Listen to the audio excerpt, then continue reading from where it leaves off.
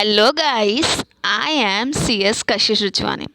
Guys, मेरे channel पे basically आपको C S E E T के सारे notes plus M C Qs available है, जिसमें आप लोग की सी एस ई ई टी की सारी तैयारी हो जाएगी। क्योंकि जो भी नोट्स और एम सी क्यूज़ है वो अकॉर्डिंग टू योर मॉड्यूल है।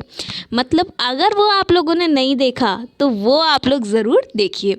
आज जो हम लोग पढ़ रहे हैं, आज हम लोगों ने कुछ नई सीरीज़ स्टार्ट की है, जो है एग्जीक्यूटिव की series E B C L की। ई बी सी एल में हम लोगों ने फर्स्ट चैप्टर स्टार्ट कर दिया है रिज़र्व बैंक ऑफ इंडिया। लेकिन रिज़र्व बैंक ऑफ इंडिया के 2 पार्ट्स हो चुके हैं। ये जो है हमारा ये थर्ड पार्ट है। आज जो हम पढ़ेंगे वो थर्ड पार्ट पढ़ेंगे। तो फर्स्ट और सेकंड पार्ट में मैंने बहुत इंपॉर्टेंट चीज़ें पढ़ाई है, like structure of RBI, organisational structure, उसके लोकल बोर्ड्स क्या है। मतलब मैंने सब कुछ बहुत तरीके से पढ़ा है और अकॉर्डिंग टू योर मॉड्यूल पढ़ा है। तो गाइस, वो सब कुछ देखो और उसके बाद यहाँ पे आना, क्योंकि वो देखोगे तभी आपको आगे का समझ में आएगा। तो पूरा चैप्टर चल रहा है, पूरी सीरीज़ चल रही है, पूरा सब कुछ देखना है। तो आज हम लोग without wasting time third part start करते हैं, जो कि हमारा रिज़र्व बैंक ऑफ इंडिया का है।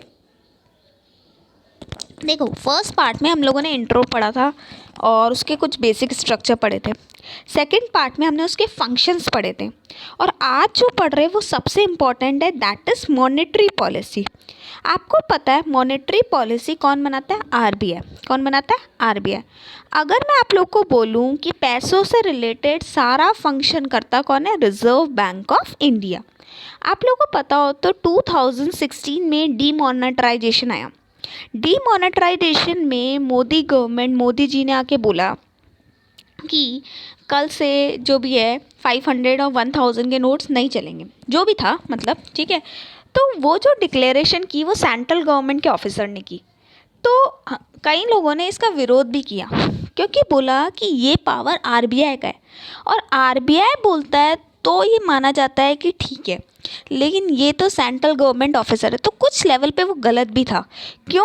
क्योंकि वो सेंट्रल गवर्नमेंट का पावर नहीं था, वो पावर उसने ऑलरेडी आरबीआई को डेलीगेट कर रखा है और आरबीआई को ही उसके हिसाब से करना चाहिए था, उनको ही अनाउंसमेंट करनी चाहिए थी।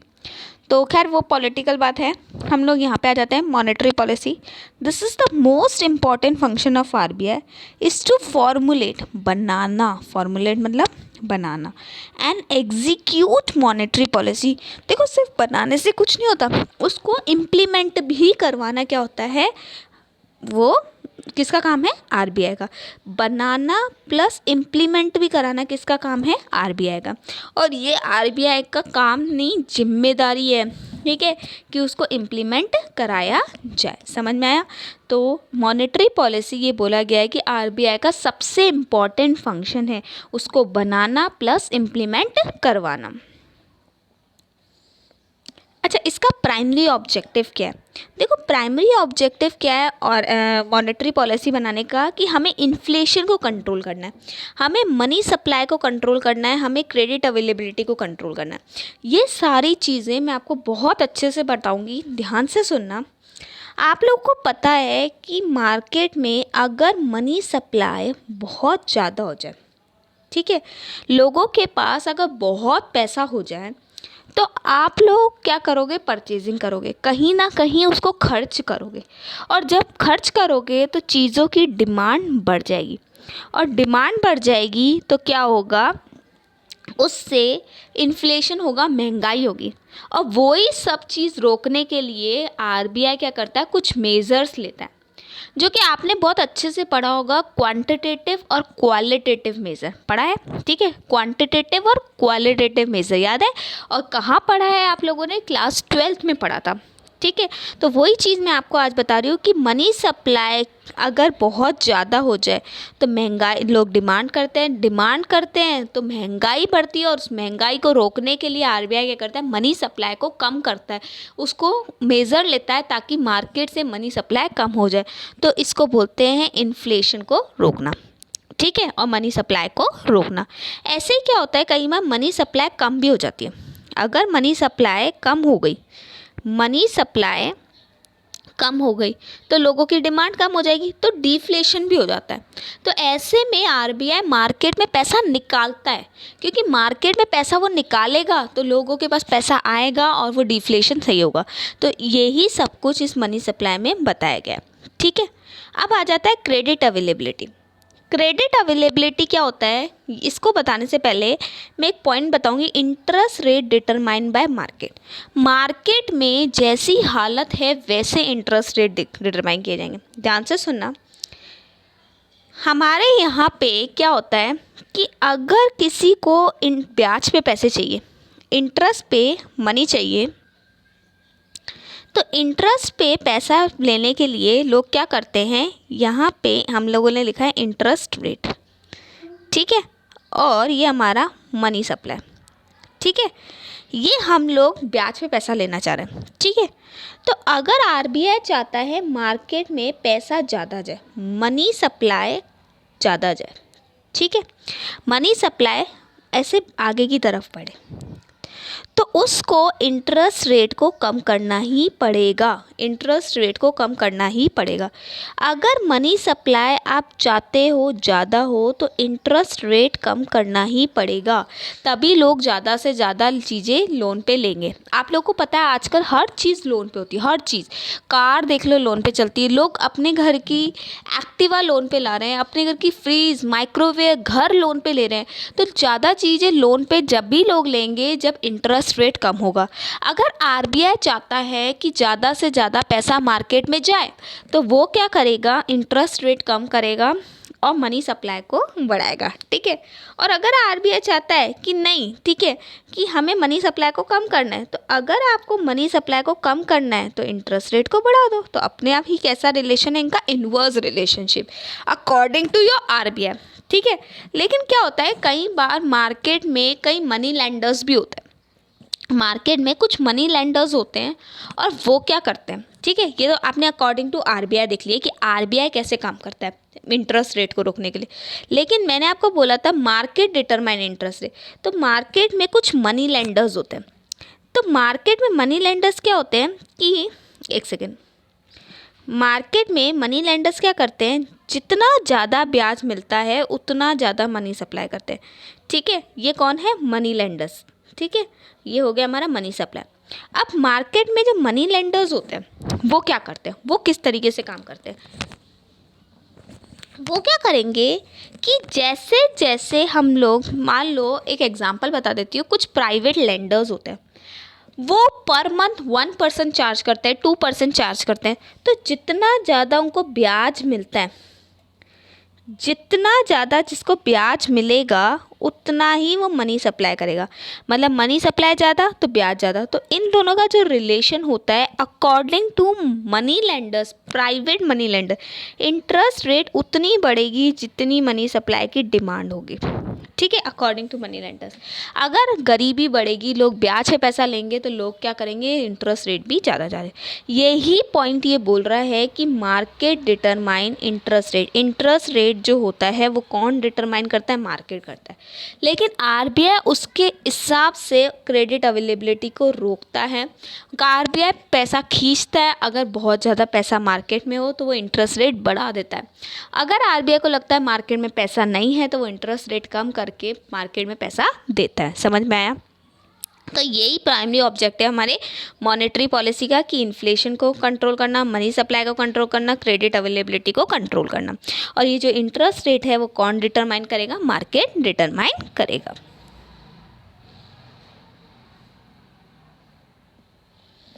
ठीक है, अब टूल्स अंडर मॉनेटरी पॉलिसी, ये आप लोगों ने पढ़ा भी था। ठीक है, टूल्स अंडर मॉनेटरी पॉलिसी दो होते हैं, क्वांटिटेटिव और क्वालिटेटिव। कौन से होते हैं, दो होते हैं, क्वांटिटेटिव और क्वालिटेटिव। ठीक है, ये दो टूल्स होते हैं जो कि मॉनेटरी पॉलिसी में काम करते हैं, और ये आप लोगों ने 12th में भी पढ़े थे। तो ठीक है, 12th में जो पढ़ा था वो थोड़ा सा कम लेवल पे पढ़ा था, हम यहाँ पे थोड़ा और अच्छा पढ़ें। पहले मैं बताऊँगी क्वांटिटेटिव और क्वालिटेटिव में क्या डिफरेंस। क्वांटिटेटिव का मतलब होता है जिसको हम मेज़र कर सकते हैं, मेजरेबल होते हैं। ठीक है, ये कैसे होते हैं, मेजरेबल होते हैं। ठीक है ना, लेकिन इसको मेज़र नहीं कर सकते। ठीक है, क्वांटिटेटिव सबके लिए सेम होते हैं, इसीलिए इसको जनरल भी बोला जाता है, जनरल भी बोला जाता है। लेकिन क्वालिटेटिव सबके लिए सेम नहीं होते, इसलिए उसको स्पेसिफिक भी बोला जाता है। समझ में आया? तो क्वांटिटेटिव और क्वालिटेटिव में यही डिफरेंस है कि क्वांटिटेटिव मेजरेबल होते हैं, क्वालिटेटिव नॉन मेजरेबल होते हैं। क्वांटिटेटिव जनरल होते हैं सबके लिए और क्वालिटेटिव स्पेसिफिक होते हैं। तो आ जाओ पढ़ते हैं। क्वांटिटेटिव में हम लोगों ने पढ़ा है बैंक रेट और रेपो रेट। बैंक रेट और रेपो रेट में कुछ डिफरेंस होता है, थोड़ा बहुत डिफरेंस होता है, लेकिन हम यहाँ पे अभी फ़िलहाल उसको सेम पढ़ेंगे। Cash reserve ratio, statutory liquidity ratio, open market operation. तो एक एक पढ़ते हैं। सबसे पहले बैंक रेट। बैंक रेट क्या होती है? बैंक रेट, ठीक है। इसको समझाने से पहले मैं इसका एक एग्जाम्पल समझाऊंगी, ठीक है। इसका एग्जाम्पल क्या है? ये होता है हमारा आरबीआई, ठीक है। और ये हमारा बेटा है कमर्शियल बैंक। आरबीआई ने कमर्शियल बैंक को पूछा, कमर्शियल बैंक ने आरबीआई को बोला कि मुझे पैसों की ज़रूरत है क्योंकि मुझे पब्लिक में लोन देना है। आरबीआई ने कमर्शियल बैंक को पैसा लेंड किया, कितना? 10 CR, 10 करोड़, ठीक है। 10 करोड़ हमने लोन दिया, किसने? आरबीआई ने कमर्शियल बैंक को। कितने रेट ऑफ इंटरेस्ट पे? 4% पे। कितने पे? 4% पे, ठीक है। और कमर्शियल बैंक ने वही पैसा पब्लिक को चिपका दिया, कितने पे?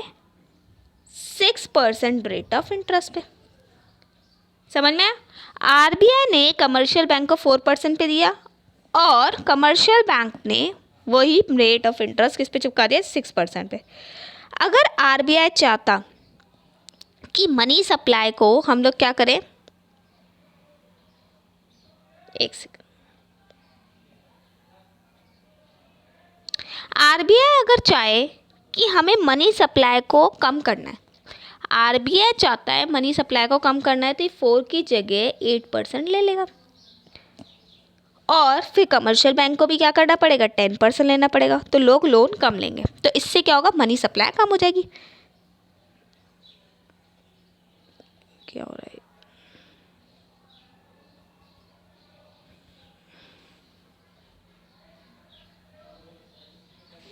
ठीक है, कुछ प्रॉब्लम आ रही है, 1 मिनट वापस बना देती हूँ। ये है हमारा आरबीआई, ये हमारा कमर्शियल बैंक, ठीक है। ये इसने इसको लेंड किया 10 CR, ठीक है। कितने रेट ऑफ इंटरेस्ट पे? 4% पे। और ये इसने पब्लिक को दे दिया, ठीक है। कितने पे? 6% पे। अगर आरबीआई चाहता है कि मनी सप्लाई कम हो जाए, अगर आरबीआई चाहता है मनी सप्लाई कम हो जाए, तो आरबीआई क्या करेगा? रेट ऑफ इंटरेस्ट बढ़ा देगा। मतलब अगर आरबीआई चाहता है कि मार्केट में पैसा नहीं जाए, मार्केट में पैसा कम जाए, तो रेट ऑफ इंटरेस्ट को वो बढ़ा देगा, ठीक है। और इसी का उल्टा मैं बोलूँ कि अगर आरबीआई चाहता है कि मनी सप्लाई बढ़ जाए, तो रेट ऑफ इंटरेस्ट को कम कर देगा। तो समझ में इसका रिलेशन कैसा चल रहा है? इसका रिलेशन नेगेटिव रिलेशन चल रहा है, ठीक है। It is the rate of interest at which RBI lend money to commercial bank.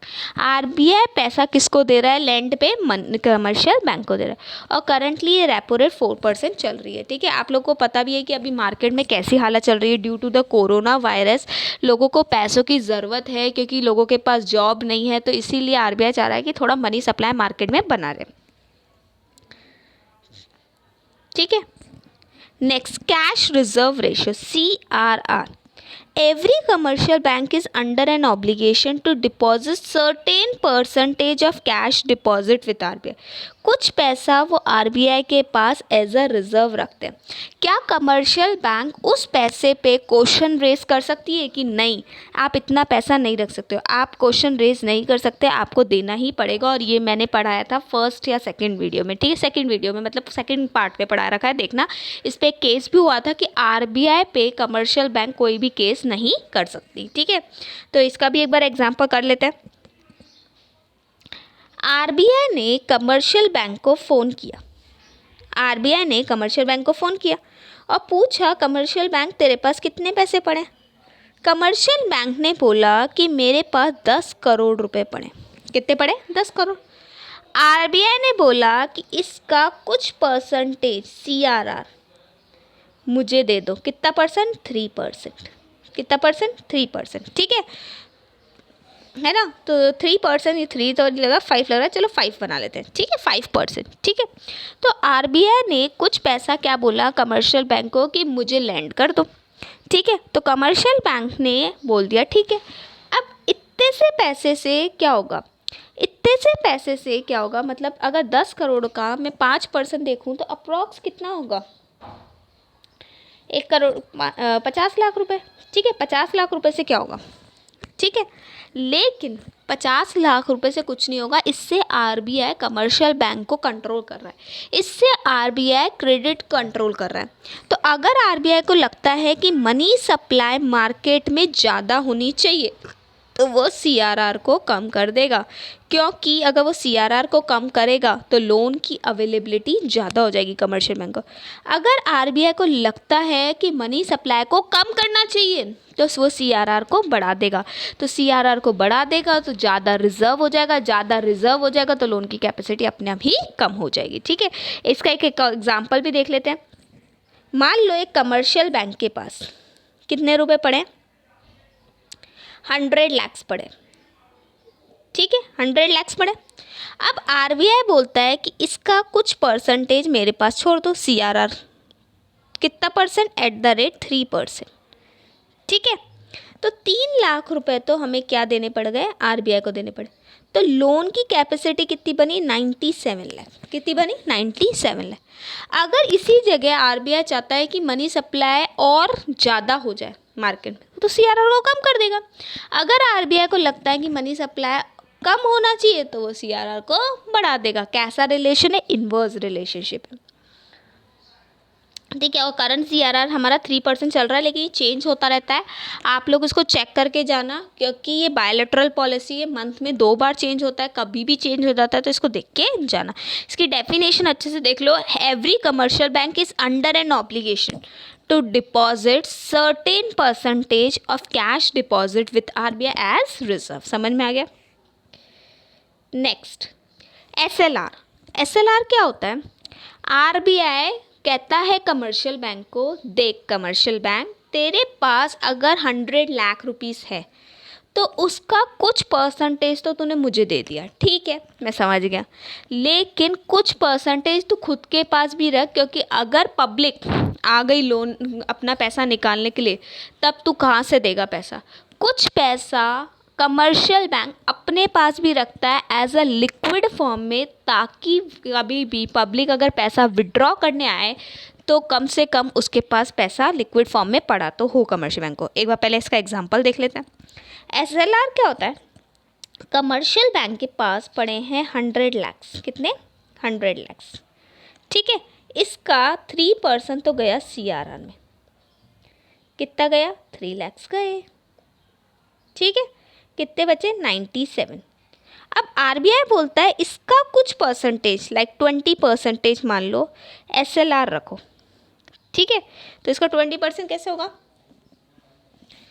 19.4 करके कुछ होगा। ठीक है, तो 19.4 लाख अगर चले गए तो जो भी बचेगा यहाँ पे कितना बचेगा? 0.6। 6 में से 9 गए 7। इतना लोन कैपेसिटी कमर्शियल बैंक की हो जाएगी, 77,60,000। ठीक है, तो 77,60,000 कमर्शियल बैंक की लोन देने की कैपेसिटी हो जाएगी, दैट इज एसएलआर। सबसे पहले कमर्शियल बैंक अपने डिपॉजिट का कुछ परसेंटेज आरबीआई के पास रखता है, दैट इज सीआरआर, और कुछ परसेंटेज वो अपने पास भी रखता है, दैट इज एसएलआर। ठीक है, और क्यों रखता है? क्योंकि अगर कोई विड्रॉ करने आ गया तो उसके पास कुछ तो लिक्विड फॉर्म में होना चाहिए। तो पढ़ लेते हैं। Every commercial bank is under an obligation to keep certain percentage of asset in liquid form with themselves। ये लाइन बहुत इंपॉर्टेंट है, with themselves। ठीक है, खुद के पास कुछ रखेगा। ठीक है, और अभी एसएलआर कितना चल रहा है? 21.50। कितना चल रहा है? 21.50। लेकिन मैं आपको बार बार बोल रही हूँ कि ये चेंज होता रहता है, तो इस पर प्लीज़ जब भी जाओ देख के पूछा, ठीक है, CRR और SLR, ठीक है, इसको दोनों को मिला दोगे ना, CRR प्लस SLR, ठीक है, तो ये दोनों मिलके बनता है LRR, लीगल रिजर्व रेशियो, ठीक है, लीगल रिजर्व रेशियो। तो इन दोनों को मिला दोगे तो वो बन जाएगा, लेकिन यहाँ पे आपके मॉड्यूल में था नहीं तो मैंने इतना मेजर नहीं किया, लेकिन मैंने बता दिया, एक्स्ट्रा नॉलेज है, आप लोग को देखना है तो देख सकते हो। गाइस आई होप आप लोग को वीडियो एंजॉय कर रहे हो, तो एंजॉय कर रहे हो तो यार इसको लाइक ज़रूर करना, शेयर करना और सब्सक्राइब ज़रूर कर देना चैनल को, ठीक है, ताकि आप लोगों को ज़्यादा से ज़्यादा मैं वीडियोस प्रोवाइड कर सकूँ, ठीक है। अच्छा, नेक्स्ट हम लोगों ने सबसे पहले क्या पढ़ा, रेपो रेट, उसके बाद मैंने पढ़ा CRR, उसके बाद मैंने पढ़ाया SLR, उसके बाद मैंने पढ़ाया, अब पढ़ा रही हूँ मैं ओपन मार्केट ऑपरेशन। तो ओपन मार्केट ऑपरेशंस क्या होता है? ओपन मार्केट ऑपरेशंस क्या होता है कि ये प्रोसेस होता है गवर्नमेंट सिक्योरिटीज़ बेचने का। RBI बेचता है किसको? कमर्शियल बैंक को, बेचता भी है और ख़रीदता भी है, और इससे वो मनी सप्लाई कंट्रोल करता है। कैसे करता है वो भी देख लेते हैं। तो यहाँ पे हम लोगों ने एक एग्जाम्पल बनाया। RBI ने कमर्शियल बैंक से पूछा कि कमर्शियल बैंक तेरे पास कितने रुपए पड़े। कमर्शियल बैंक ने बोला मेरे पास 5 करोड़ रुपए पड़े, और वो मैं मिस्टर ए को लोन पे देने वाला हूँ, वो मैं मिस्टर ए को लोन पे देने वाला हूँ। RBI को लगा कि मनी सप्लाई को मार्केट में कम करना है। क्या कम करना है? मनी सप्लाई कम करना है। तो RBI ने बोला कि ये जो 5 करोड़ रुपए तेरे पास पड़े हैं वो तो मिस्टर ए को ना दे के मेरी गवर्नमेंट सिक्योरिटीज़ को ख़रीद ले, मैं तुझे बैंक में सेल कर रहा हूँ गवर्नमेंट सिक्योरिटीज़, ठीक है, सेल कर रहा हूँ, ठीक है। तो RBI ने क्या करा? सेल कर दिया। RBI ने सेल किया। सेल करने से क्या होगा? मनी सप्लाई कम हो जाएगा, ठीक है। कितने रुपए का? वर्थ 5 करोड़ रुपए। क्या कमर्शियल बैंक उसको परचेज करने के लिए मना कर सकता है? नहीं मना कर सकता। अगर RBI ने बोला है कि मैं बेच रहा हूँ तो कमर्शियल बैंक को उसको खरीदना ही पड़ेगा, ठीक है, कोई किंतु परंतु नहीं चलेगा। अब इसी का मैं उल्टा एग्जाम्पल लेती हूँ। अगर RBI ने कमर्शियल बैंक से पूछा कि तेरे पास कितने रुपए पड़े, कमर्शियल बैंक ने बोला मेरे पास पैसे ही नहीं पड़े, बल्कि मिस्टर ए मुझसे मांग रहा है। अब RBI चाहता है कि वो मिस्टर ए को लोन दे, मनी सप्लाई को बढ़ाना चाहता है RBI। तो RBI ने बोला कि देख तेरे पास मेरी पुरानी गवर्नमेंट सिक्योरिटीज़ पड़ी है ना, तो RBI ने बोला कि वो मैं परचेज कर लेता हूँ, तेरे को 5 करोड़ दे देता हूँ, ठीक है। तो RBI ने परचेज कर ली गवर्नमेंट सिक्योरिटी। तो परचेज करने से क्या होगा? RBI ने खरीद ली। RBI ने खरीद ली तो कमर्शियल बैंक के पास पैसा आ गया। कमर्शियल बैंक के पास पैसा आ गया तो मिस्टर ए को लोन दे देगा। मतलब अगर उसको मनी सप्लाई को कम करना है तो वो गवर्नमेंट सिक्योरिटीज़ को बेचेगा, किसको? कमर्शियल बैंक को। और अगर उसको मनी सप्लाई को बढ़ाना है तो गवर्नमेंट सिक्योरिटीज़ परचेज करेगा, किससे? मिस्टर ए से। और यही प्रोसेस को बोला जाता है open market operation. It is the process of buying and selling of government securities by RBI to commercial bank. Next देखो, क्वांटिटेटिव कंप्लीट हो चुका है। 4 थे, कौन कौन से? CRR, SLR, फिर क्या था? रेपो रेट और ओपन मार्केट ऑपरेशन। ये चारों हमने कंप्लीट कर दिए। अब हम लोग आ जाते हैं क्वालिटेटिव मेजर्स पे। क्वालिटेटिव मेज़र में हम लोग पढ़ते हैं marginal requirement, moral suasion, direct control और सेलेक्टिव क्रेडिट रेशनिंग। ये क्वालिटेटिव क्यों है? क्योंकि ये सब पे नहीं लगता, वो किसी किसी पे लगता है, स्पेसिफिक होता है, और ये मेजरेबल भी नहीं होता, ठीक है। इसमें भी कुछ चीज़ें हैं जो मेजरेबल है, लेकिन मेन ये होता है कि ये सेलेक्टिव चीज़ों पे ही लगता है, ठीक है। इसीलिए इसको स्पेसिफिक मेज़र भी बोलते हैं। तो सबसे पहले मार्जिनल रिक्वायरमेंट, ध्यान से सुनना।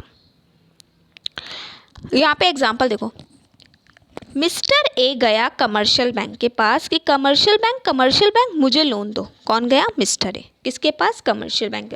कमर्शियल बैंक मुझे लोन दो। कमर्शियल बैंक ने बोला कितने रुपए तेरे को लोन चाहिए?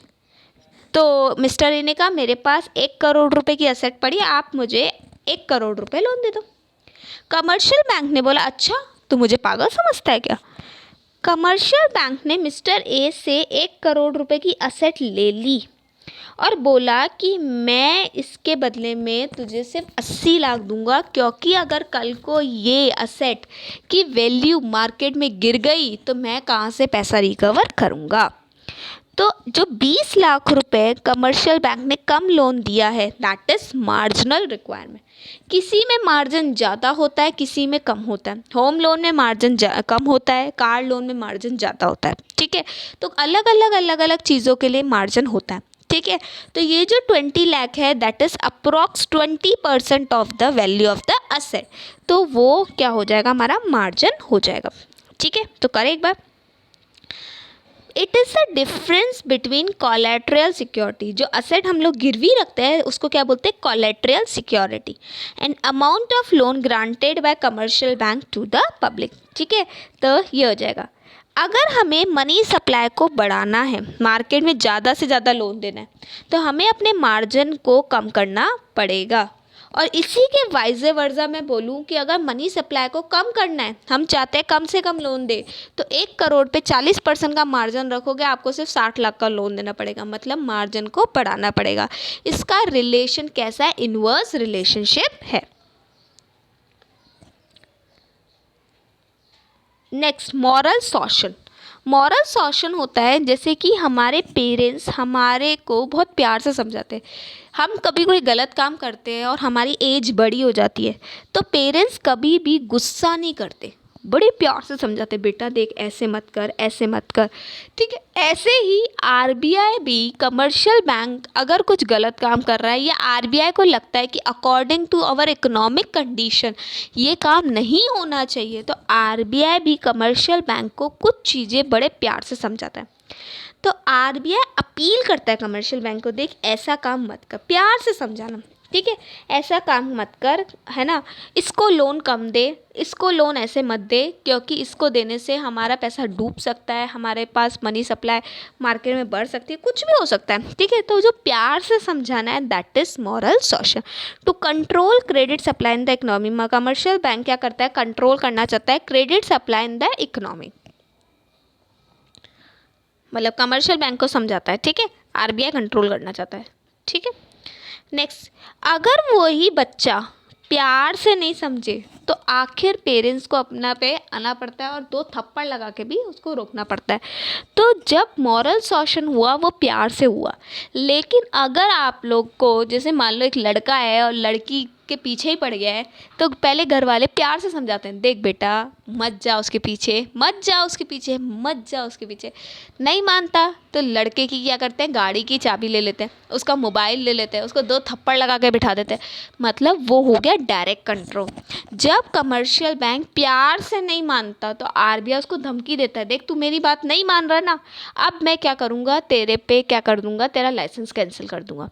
तो जब आरबीआई की बात कमर्शियल बैंक प्यार से ना माने तो उसको डायरेक्ट कंट्रोल करना ही पड़ता है। To control credit supply in the economy by imposing penalties, ठीक है। तो यहाँ पे आरबीआई तो भी कंट्रोल करेगा, कमर्शियल बैंक प्यार से मान जाए तो ठीक है, नहीं तो आरबीआई क्या करेगा, पेनल्टीज लगाना चालू करेगा। तो आरबीआई टेक एक्शन करेगा कमर्शियल बैंक पे। Next, selective credit rationing. 3 हो गए। सबसे पहला marginal requirement. Marginal requirement actually में मेजरेबल होता है, ठीक है, लेकिन वो अलग अलग चीज़ों पे अलग अलग होता है, इसलिए उसको क्वालिटेटिव में लिया गया, क्वांटिटेटिव में नहीं लिया गया। दूसरा हो गया हमारा क्या था, मॉरल सॉशन। तीसरा डायरेक्ट कंट्रोल, और चौथा है सेलेक्टिव क्रेडिट रेशनिंग। किस जगह कितना लोन देना है, that is selective credit rationing.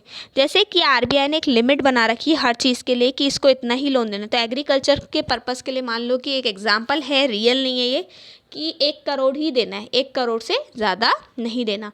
उसके लिए स्पेक्युलेटिव एक्टिविटीज़ के लिए उतना देना है, मतलब अलग अलग चीज़ों के लिए अलग अलग लिमिट बना रखी है आरबीआई ने, और उतना ही लोन देना है। तो loan for selective purpose only, ठीक है, that is a credit, selective credit rationing. अब देखो ये भी अगर अमाउंट में वो लोन बता रहा है या कुछ परसेंटेज में बता रहा है तो ये मेजरेबल तो है, लेकिन हर चीज़ के लिए वो अलग अलग लिमिट बताएगा, इसीलिए उसको क्वालिटेटिव में डाला गया। अब ये तो वो थे जो आपने 12th में पढ़े, क्वालिटेटिव और क्वांटिटेटिव, ये वो थे जो आपने 12th में पढ़े। लेकिन इसके अलावा भी हमने कुछ सम अदर मेजर्स लिए, वो हमें देखने होंगे। इसमें दो है मार्केट स्टेबलाइजेशन स्कीम और नेक्स्ट है कॉरिडोर। अब मार्केट स्टेबलाइजेशन स्कीम क्या है, बहुत इंपॉर्टेंट है, ध्यान से देखना। This scheme come into existence on 1 अप्रैल 2004। 2004 में ये स्कीम आई है। ये कैसे आई? ये साइन किया गया था गवर्नमेंट ऑफ इंडिया और आरबीआई के बीच में अग्रीमेंट। अब ये क्या है पहले मैं ये बता देती हूँ, ठीक है, वरना आप लोगों के मन में उछलता रहेगा कि क्या है ये तो बताओ। हमने ओपन मार्केट ऑपरेशन पढ़ा था अभी। ओपन मार्केट ऑपरेशन में आरबीआई गवर्नमेंट सिक्योरिटी सेल या फिर बाय करता है किसको? कमर्शियल बैंक को। किसको करता है? कमर्शियल बैंक को। सेम वही मार्केट स्टेबलाइजेशन स्कीम है, लेकिन यहाँ पे आरबीआई चाहता है कि वो सेल और by government securities commercial bank को ना करके पब्लिक को करे। ऐसा क्यों हुआ? देखो, उसने कमर्शियल बैंक को तो रोक लिया सेल और बाय करके सिक्योरिटीज़, लेकिन जो पैसा पब्लिक के पास कैश के फॉर्म में पड़ा है, जो पब्लिक का पैसा है, उसको कैसे रोकोगे? जो पैसा पब्लिक ने डिपॉजिट करा है वो विड्रॉ कर ही सकते हैं, उसको कैसे रोकोगे? तो आरबीआई ने एक बार मिस्टर ए, ये पब्लिक है हमारी, उसको फ़ोन किया और पूछा, मिस्टर ए तेरे पास कितने रुपए पड़े? मिस्टर ए बोला, मेरे पास 10 करोड़ रुपए पड़े। तो आरबीआई ने पूछा, तुम इस 10 करोड़ का क्या करना चाहते हो? तो मिस्टर ए ने बोला, कुछ नहीं, मैं 2-3 फ्लैट लूँगा और उसको रेंटल करूँगा और ये करूँगा। तो आरबीआई को पता चल गया ये पैसा 10 करोड़ मार्केट में आने वाला है, और आरबीआई चाहता था कि मनी सप्लाई मार्केट में ना हो, कम हो, ठीक है। तो आरबीआई ने मिस्टर ए को बोला, देख तू फ्लैट मत ले, तू कुछ मत ले, प्रॉपर्टी ना लेके मैं गवर्नमेंट बॉन्ड सेल कर रहा हूँ गवर्नमेंट के, और तू ये ले ले। अब मिस्टर ए को लेना पड़ेगा क्योंकि आरबीआई का ऑर्डर है। मनी सप्लाई को कम करने के लिए आरबीआई पब्लिक को भी गवर्नमेंट सिक्योरिटीज़ बेच भी सकता है और ख़रीद भी सकता है, ठीक है। तो वही है बिल्कुल ओपन मार्केट ऑपरेशन की तरह, लेकिन ओपन मार्केट ऑपरेशन में आरबीआई किसको बेचता है? कमर्शियल बैंक को। लेकिन मार्केट स्टेबलाइजेशन स्कीम में आरबीआई किसको बेच रहा है? पब्लिक को बेच रहा है। तो यहाँ पे हम लोगों ने कुछ पढ़ लेते हैं इसकी लाइंस। ये स्कीम आई है 2004 में, अप्रैल 2004 में आई है। ये साइन हुआ था M O A, memorandum of understanding between government of India और आरबीआई के बीच। क्या है? This intervention by RBI to withdraw excess liquidity और absorb excess money supply by selling government security to public in the economy. अगर public के पास extra पैसा पड़ा है तो वो ले सकता है, एब्जॉर्ब कर सकता है by selling government securities to public, ठीक है। याद रखना 2004 में आई थी, और कैसे आई थी? साइन हुआ था एमओयू किसके बीच में? आरबीआई के बीच में और गवर्नमेंट ऑफ इंडिया के बीच में हुआ था। और ये जो सिक्योरिटीज़ होगी वो सिर्फ गवर्नमेंट सिक्योरिटीज़ होगी। इस पर केस स्टडी बन के आ सकती है कि कहीं ये प्राइवेट सिक्योरिटी तो नहीं है।